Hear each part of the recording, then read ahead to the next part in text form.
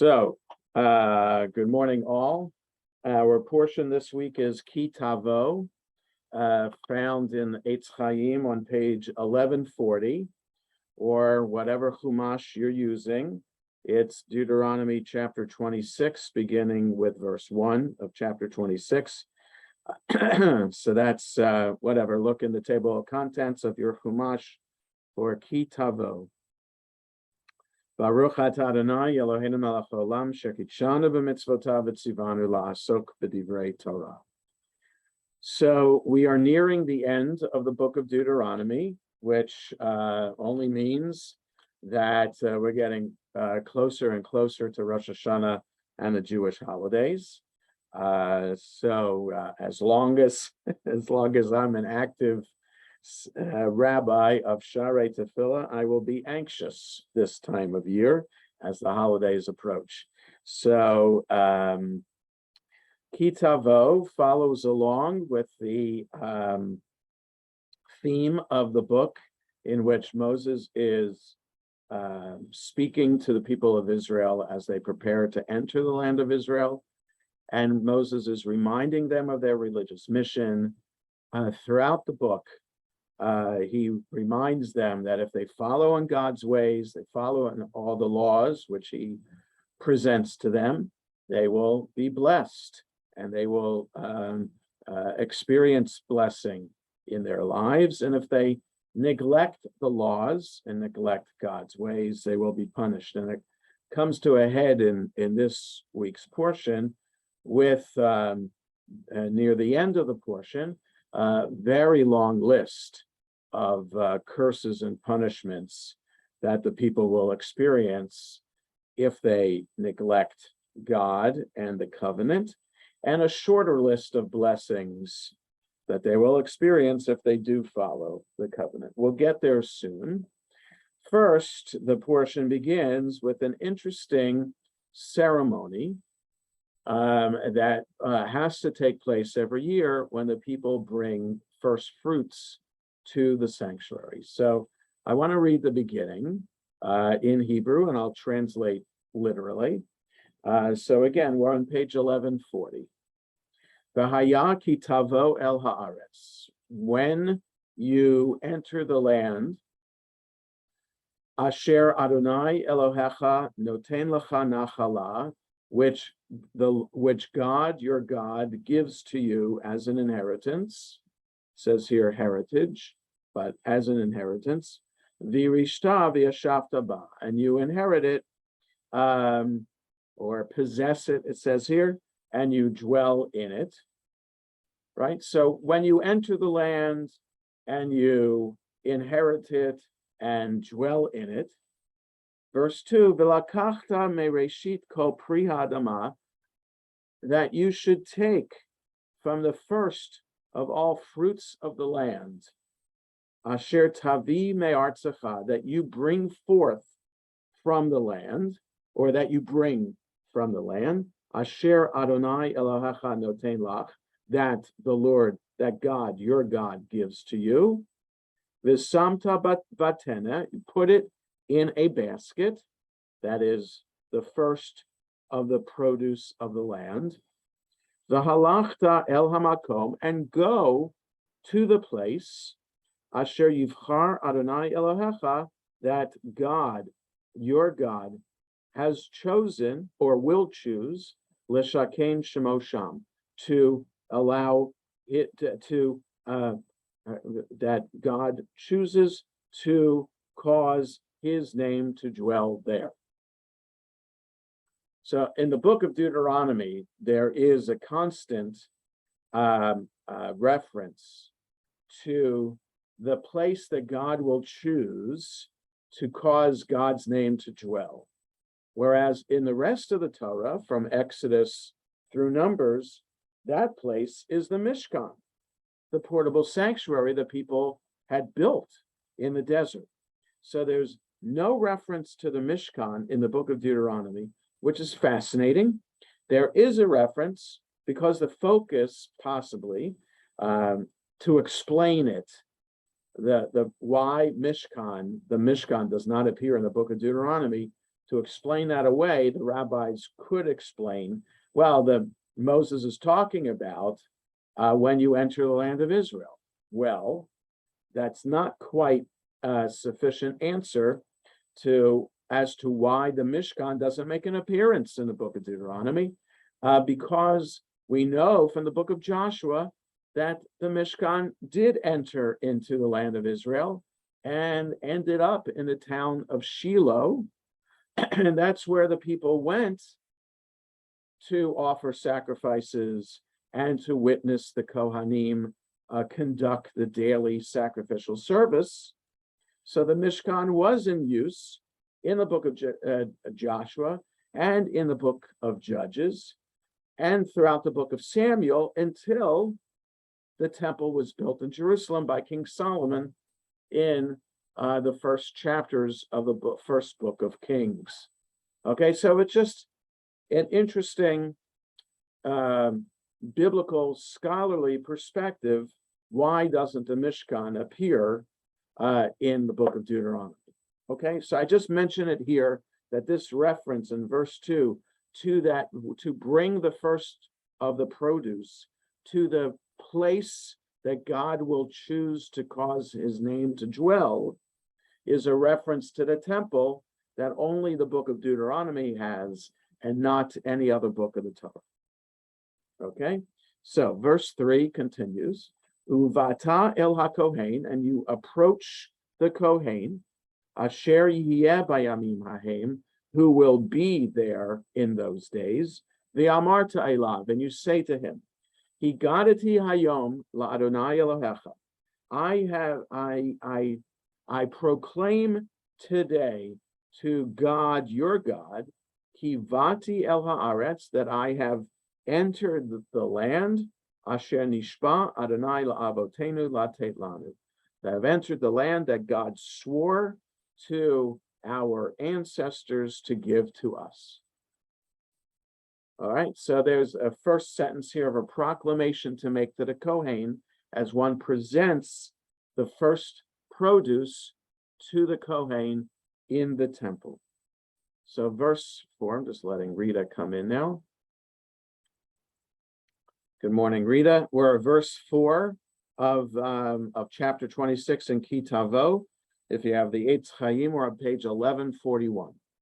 1141, or whatever edition of Chumash, it's 4 sentences into the portion Tavo. The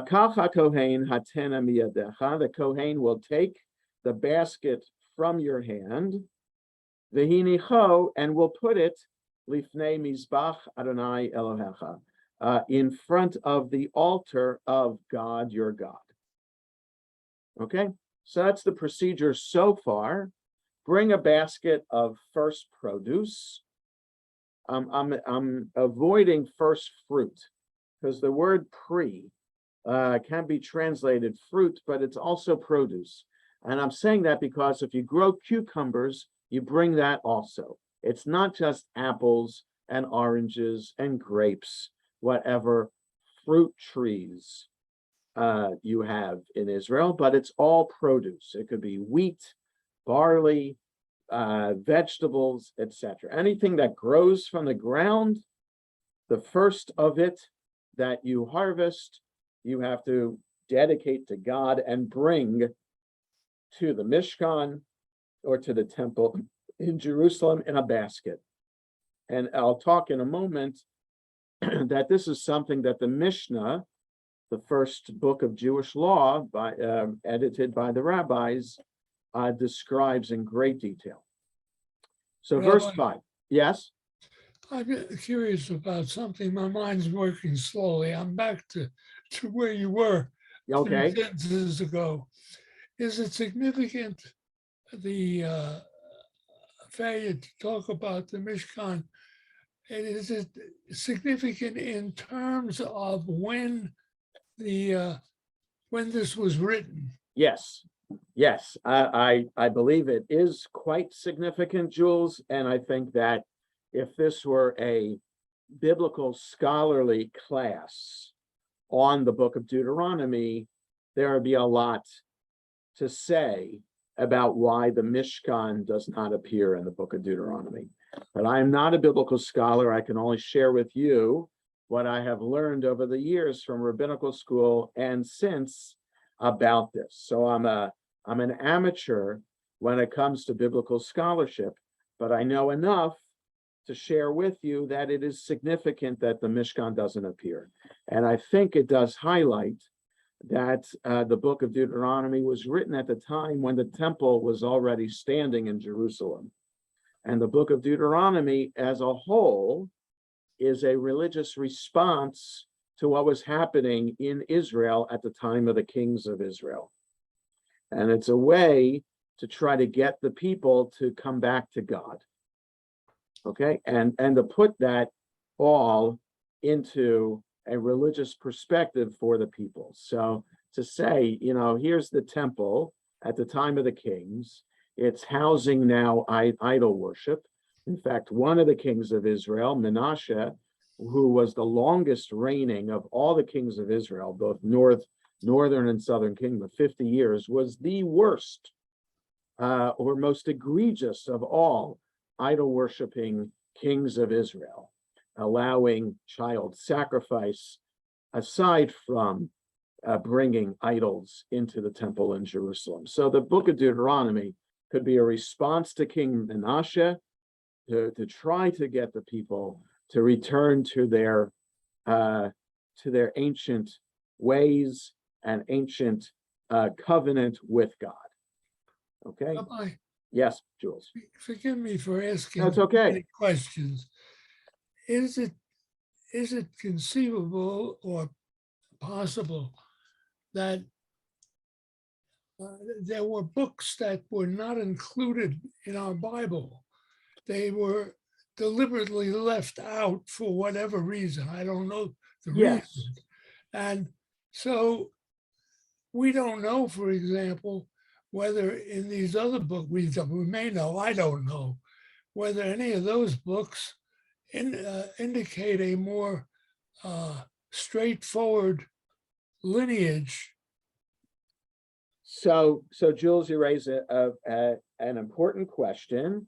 There are books that haven't made it into the Jewish Bible, known as the Apocrypha, which in Hebrew is Sifrei HaChitzonim, the outlier books. That is, the rabbis of the Mishnah determined which books, like they had a collection of books before them, they determined which ones would be included in the official canon, the official Jewish Bible.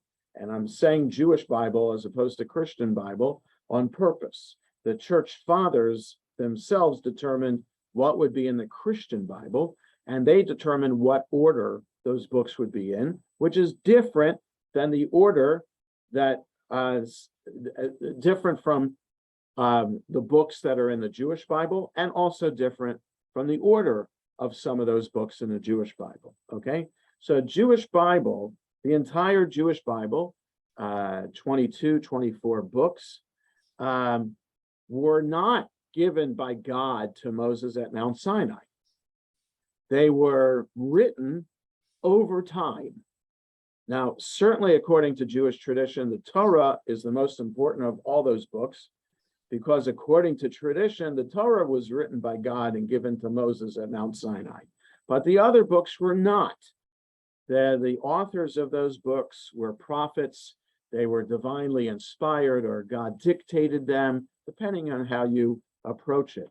But there were other books too. The books of the prophets talk about, for example, schools of prophecy. Like I went to rabbinical school. People at the time could have gone to prophecy school and learned how to be a prophet. So there were other prophets, like the book of Samuel talks about the prophet Nathan, who was the prophet who criticized David about his actions. But Nathan does not have a book of the Bible, but he was a prophet. So there seemingly there were others other prophets who did not make it into the Bible for whatever reason.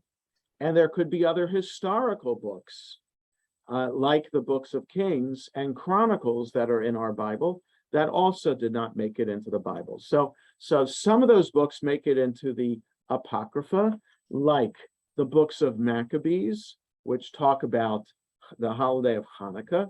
They are not in the Bible. Even though Hanukkah is a Jewish holiday, there are 4 books of Maccabees that are just not in the Jewish Bible.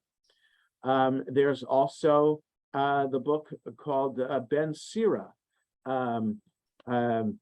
which in Christian sources is referred to as Ecclesiasticus, not Ecclesiastes, which is Kohelet, but Ecclesiasticus, which is Ben Sira. Now, many verses from Ben Sira make it into our prayer book, but the book of Ben Sira is not in the Bible. Those are the books that we know of that have remained for posterity. But there are other books also. So it's the rabbis who determine, for whatever reason, because they don't give the reason in the Mishnah, they just say these are the books that are in the Bible. So we don't know what those other books are outside of the Apocrypha, and we don't know why they don't make it into the Bible. Okay, so yes, Lori.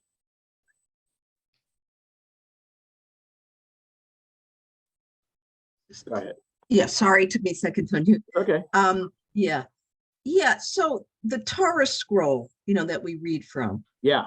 When did that start to appear? So we as know part of Jewish the life? oldest Torah scrolls that we have are from the Dead Sea Scrolls, which are 2,000 years old. They've been carbon dated to be about 2,000 years old. So the style in which a Torah scroll is written today follows that model of how books were written in ancient times. So books were written on scrolls, on parchment paper, either on parchment. So I don't want to call it parchment paper, either on parchment, which is animal skin, or on papyrus. So even back then, the ancients knew if you wanted to have a scroll last longer, you write it on parchment. Something that won't last so long would be papyrus. It's only because of the climate in the Dead Sea area that papyrus scrolls have managed to survive 2,000 years.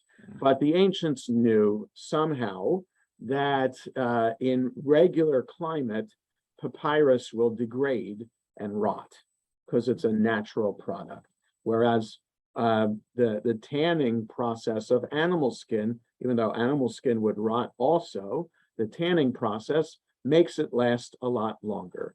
So we have the Dead Sea Scroll, the oldest Torah scroll that we have in any ark, in any synagogue.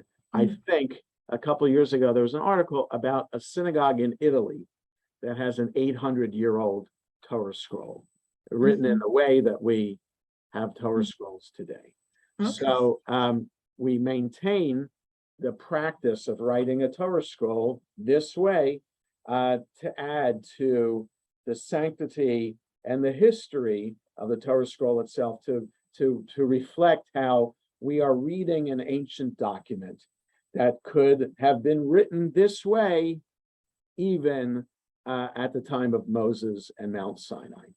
Oh, so yeah, that's part of my question. That did it originate with the rabbinic tradition and Jews dispersing, after the destruction of the temple, or were there things like that during the temple period? Yes, so there were scrolls during the temple period. We know almost for a fact. I don't think any scrolls have been found in the ongoing archaeological dig at the Temple Mount. But we have amulets. We have, for example, the priestly blessing. That's the oldest section of the Torah that we have found in archaeological discoveries in an amulet from the First Temple period. Wow. Okay, so that's pretty amazing, but we don't have a Torah scroll from the First Temple period. The oldest Torah scroll we have, like I said, is from the Right. Dead Sea Scrolls, which is Second Temple period. Oh, that's second. Okay. So yes, the Dead Sea Scrolls are Second Temple until, so around when BCE becomes CE, so the turn of the millennia is still for Second Temple until the temple is destroyed in the year 70. So those Dead Sea Scrolls are around from around that time. So let me answer this question in this way. I do not believe that the Torah was given to Moses at Mount Sinai. Okay, so it does not matter to me whether we find a Torah scroll from the time of the First Temple period in order to corroborate my religious belief in Judaism and Jewish practice. I don't need archaeological discoveries to prove to me that I need to be Jewish. Okay, it doesn't matter to me whether we prove or not, whether the Exodus happened from Egypt, whether Mount Sinai happened, whether Abraham and Sarah actually spoke with God and became the first parents of the Jewish people. It doesn't matter to me. Okay, for me, my religious sensibility comes from centuries of rabbinic tradition, and it doesn't demean or belittle my understanding of Judaism to say that it was created by the rabbis. That doesn't bother me at all.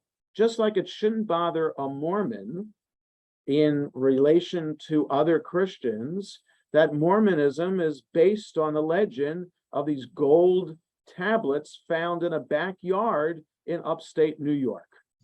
Okay, so from an outsider perspective, the whole Jewish enterprise and Mormonism are the same, right? These are myths that have been perpetuated over time. Now, granted, the Mormon myth is only 200 something years old, whereas the Jewish myth supposedly is 4,000 years old. So it gives us a little bit more of a sense of legitimacy.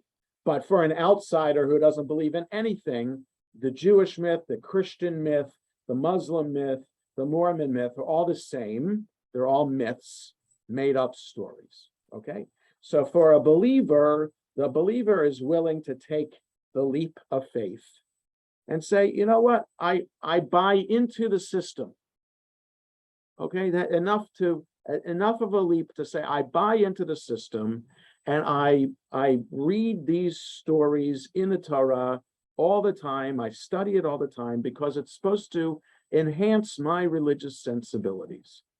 And because I don't believe that God gave the Torah at Mount Sinai, I'm always willing to interpret, to criticize, to study, to examine everything about the Torah, and to continue to interpret. So in other words, I don't see Torah as set in stone in terms of determining my Jewish practice today.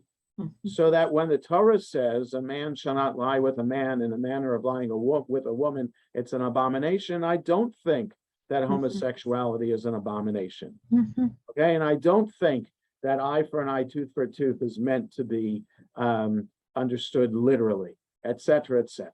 Okay, so I do believe that the Torah is just one of many books that have been passed down in oral tradition until the time when other books were written down, so that the combination of oral tradition and written tradition at the time of the rabbis 2,000 years ago became the books of the Bible that we have. And that there's plenty of other oral and written tradition that did not, that the rabbis decided not to include in our tradition.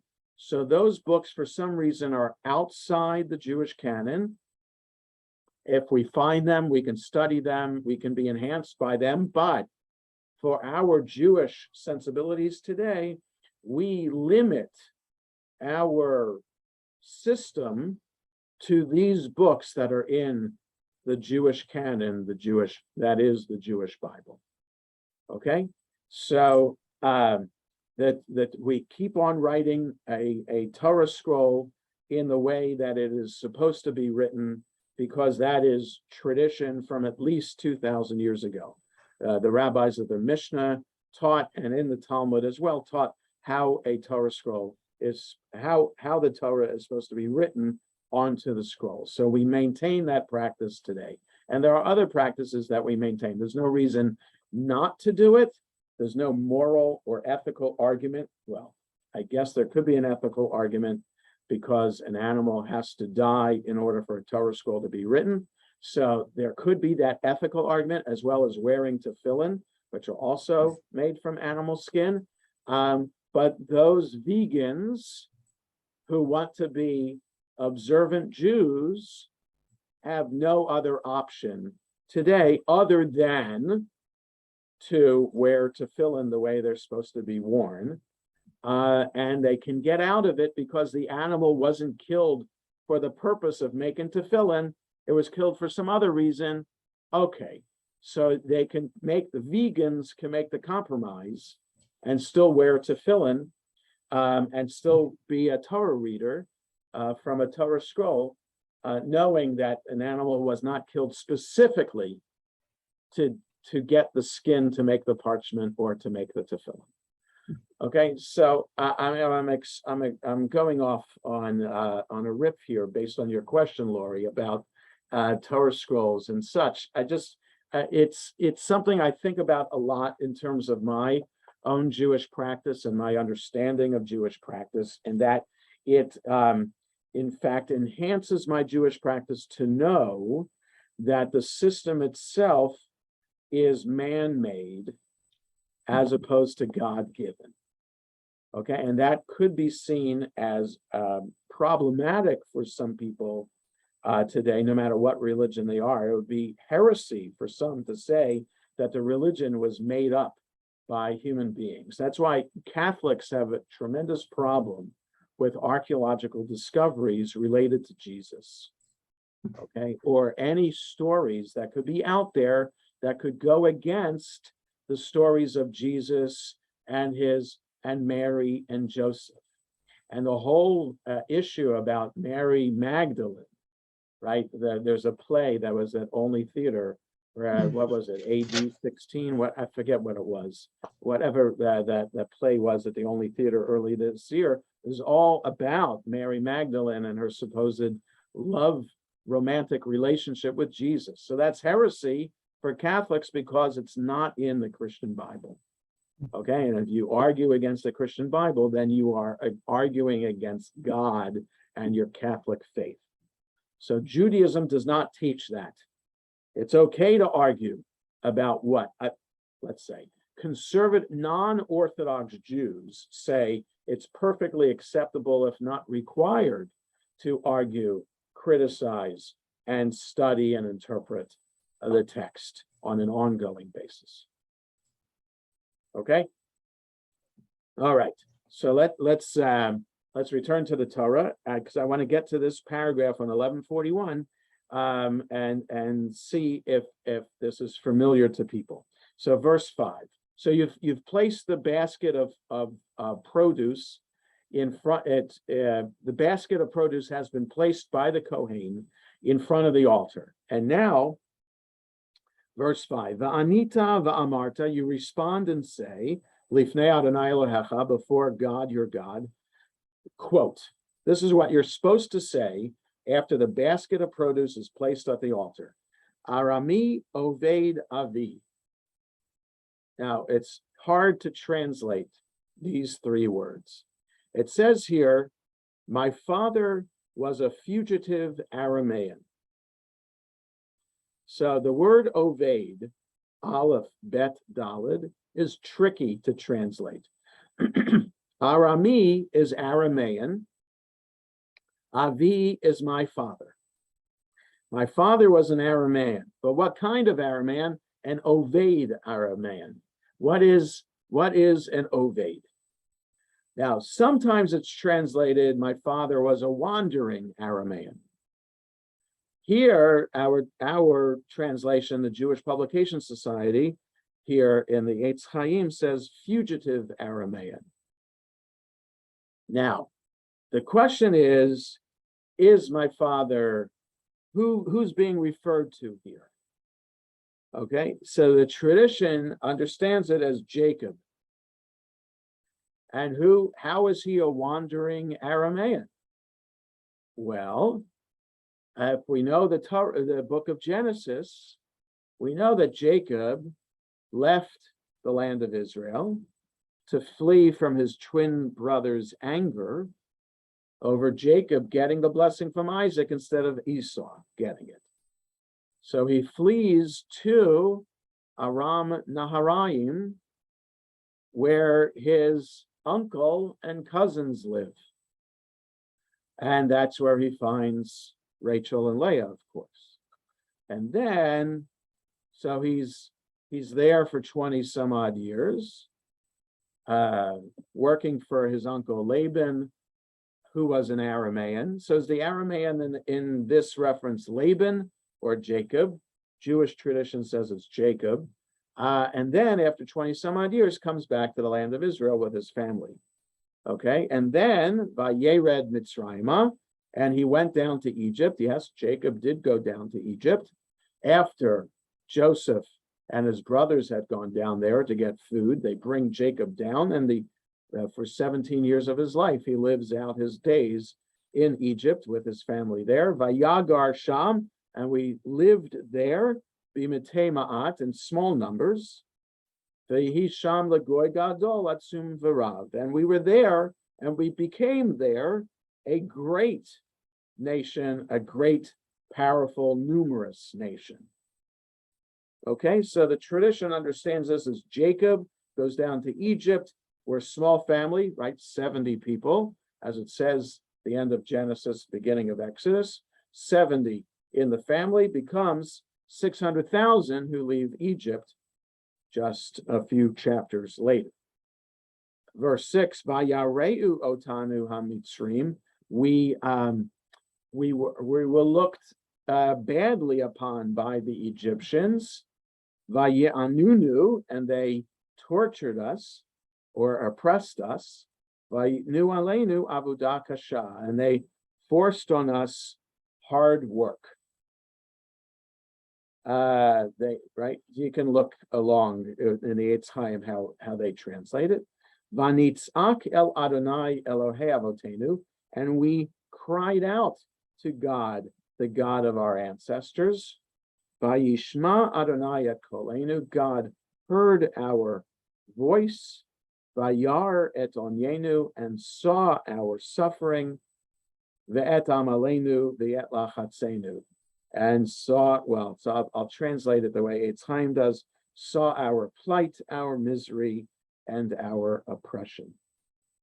Vayotzienu Adonai mimitzrayim, God took us out of Egypt, biyad chazakah uvizroa netuyah, with an strong and outstretched arm, uvamorah gadol, and great wonders, uvaotot uvamoftim, and with signs and portents.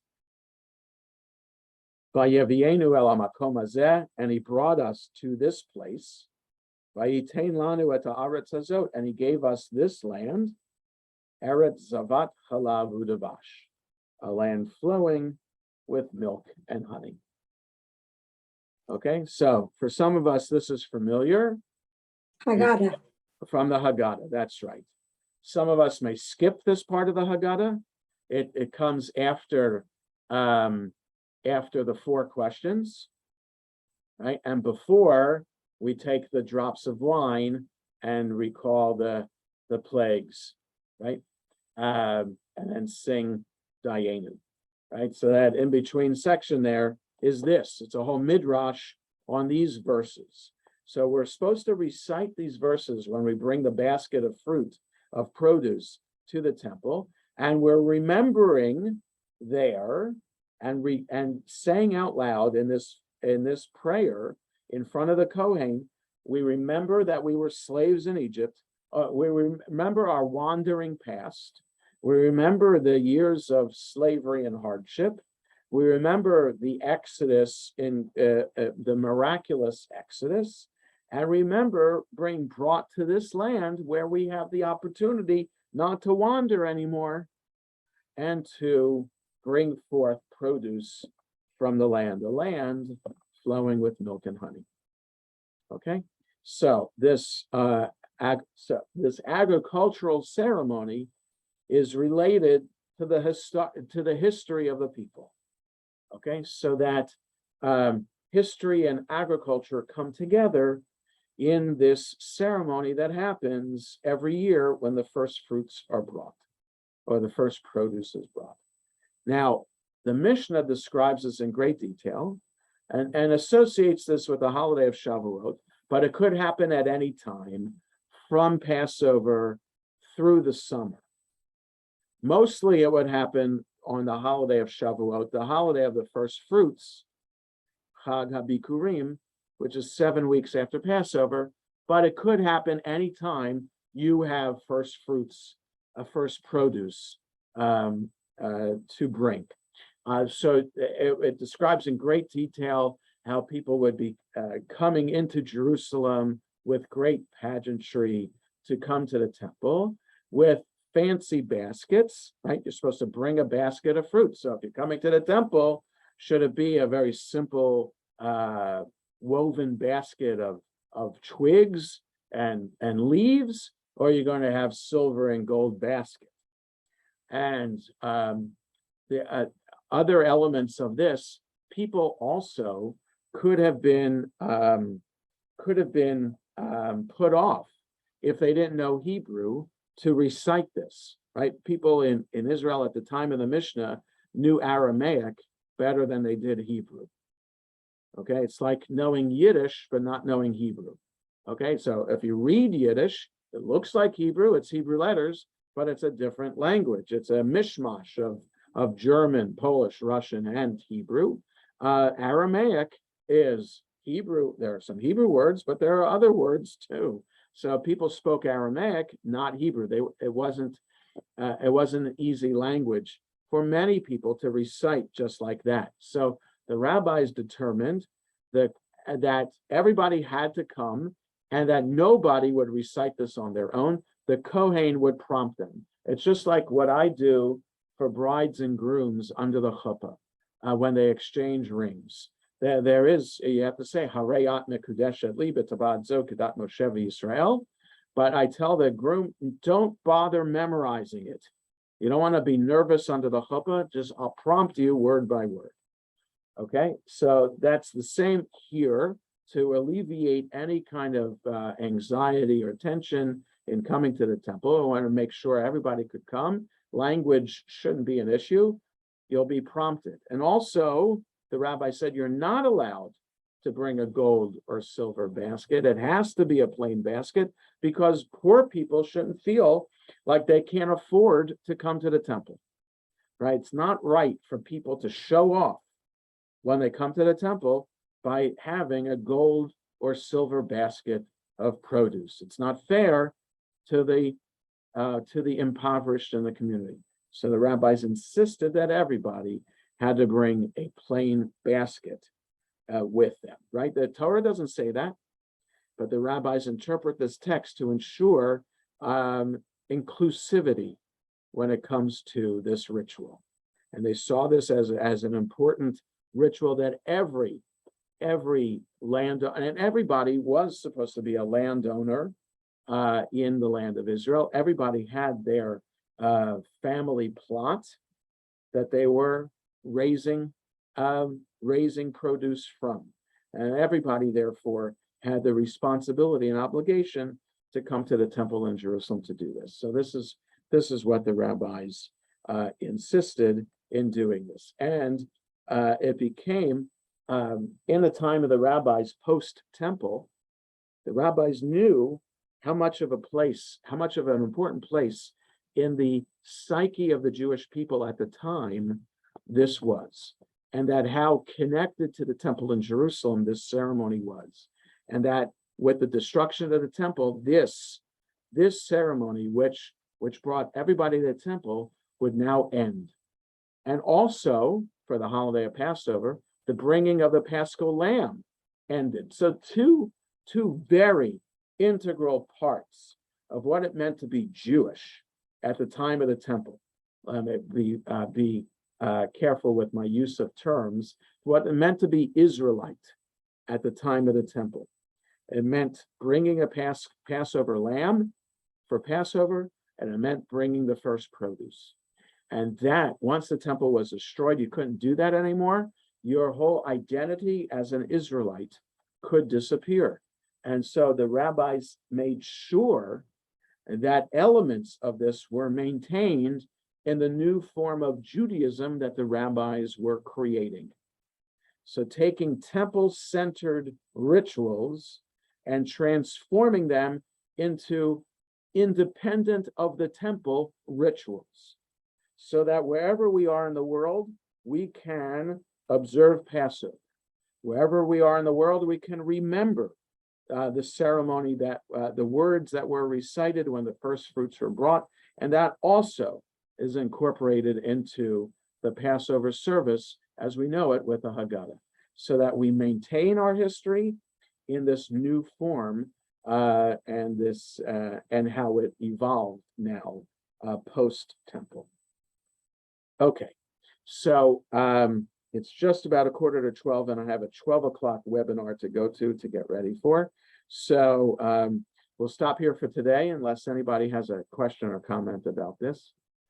And we'll continue next week in our Torah study. So have a good rest. I just have a very quick question. If that's okay. It's not about this. Did you have the Talmud class on Sunday? I did. Didn't I include you in a recording? No. Oh, I'm sorry. I'll send you a recording. I'm Okay, really thank you sorry. very much. Yeah. So we're back on 9:30 to 10:30 for Talmud class. Thank you. Rabbi, Okay. Yes, Rita. I had COVID, that's why I was not in show. Ah. Eating it for 2 weeks already. It's Oh actually, my. and I'm still pretty washed out. I may not be in show this Saturday. Oh, yeah. But are you negative now? I cannot test it because they gave me a very high dose Vaccine or whatever. Yes, Yeah. so. Yeah. She said I'll test positive. Oh boy. No. Yeah. No, I was wondering why you weren't in person. I saw you on Zoom, but okay, Yeah. that explains it. No, I've been Right. feeling pretty lousy. Yeah. Well, I hope you feel better soon, Rita. Okay, thank you. Okay. Have a good day. Thank Have you. a good If you day, need everybody. anything, let me know, Rita. Thank you very much. I appreciate it. But last week, I know you don't have time to follow what you said. I really was thinking it over. If you follow God's laws and rules and you're a good person, Yeah. and bad things happen to you. And I They can't still help happen. Yes, I can't help going back to the Shoah. Of course. Look at the innocent children and innocent. Of course. Right. There's no answer for that. No answer. I mean, that's why I have my perspective on how I can believe in God in a way that is still inspiring to me. But everybody has their approach, and that's why some people don't believe in God anymore, because they just can't find a way to reconcile that. Right. Yeah. Okay. Thank you. All right. Have a good day, everybody.